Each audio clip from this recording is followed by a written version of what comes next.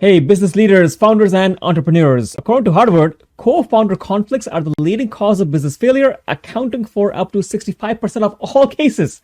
So the founder equity split should be carefully thought out, not rushed. Let's go over the specifics of how you should share equity with your co-founders if you want to prevent all of these future problems. If you're here for the first time, I'm Dr. Umar Khan, a physician, the founder of TrueTalent.online, and along with being a YouTuber, have launched tech businesses, created especially healthcare telemedicine applications, and I've helped startups get off the ground.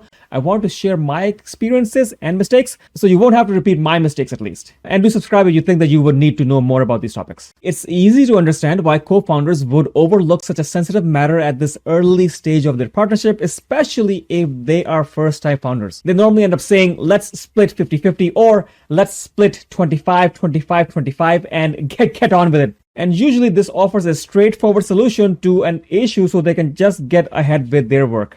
But the fact of the matter is that equitable equity shared distribution is a matter of doing your research, as it is of course with everything else that you do in your early stages. It's actually not always as easy as it seems. Sometimes the original idea founder of your company isn't always as a significant member of the team as a technical founder who makes it actually happen. And the most experienced founder may also not always provide the most value. And here it would be appropriate to ask them whether they will be the main factor in the company's success. And do they basically make their own investments, or do they provide the business with any intellectual property? Will they be providing some full-time or part-time commitment? Are they sales-based or are they technical?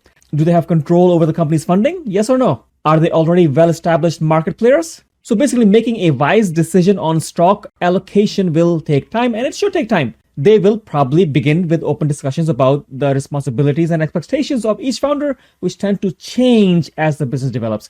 As duties shift, your equity picture may also change because equity statistics are not fixed in stone. So there could be something called an adaptive split or a dynamic split, which is a method of allocating ownership depending on the actual contributions made by the founders over a period of time. So calculating the worth of individual efforts, such as time in relation to other team members, is the basic idea over here. And there are numerous factors to consider, including money, crucial connections with clients and investors, or of course, if they are able to put in the time. And by dividing one person's contribution by the contributions of all team members, this equitable equity ownership split calculates the proper percentages. And this offers a precise ownership figure based on the person's actual influence over this company. This is of course in contrast to a fixed split model. A dynamic model will evolve over time as fresh contributions are made, and you can actually put this in writing that, hey, if you put down $10,000, this will be your equity. If you end up putting down, let's say $50,000, this will be your equity. So this dynamic split approach is more guaranteed to be a more just approach for all participants because all values are of course relative, and it awards equity holdings according to the level of contribution. Now there's something also called a vesting schedule, and that should also be applied at this time for any founder stock. So what is a vesting schedule? A vesting schedule is a means by which the company does not give you all of the stocks. Normally, let's say you have a vesting schedule of 4 years. The founder will get 25% of his stock the first year, then the next 25% of the second year.